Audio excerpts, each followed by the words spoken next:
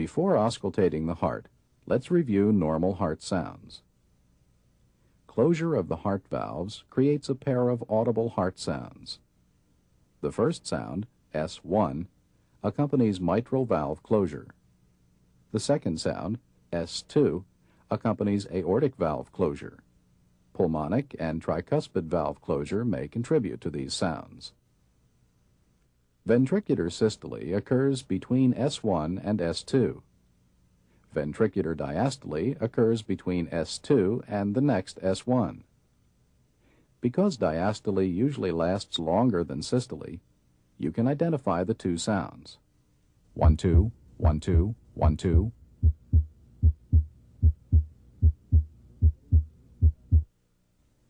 You can hear S1 and S2 in the aortic area, in the right second interspace close to the sternum, pulmonic area in the left second interspace close to the sternum, left third interspace, tricuspid area in the left fourth and fifth interspaces, and mitral area at the apical impulse.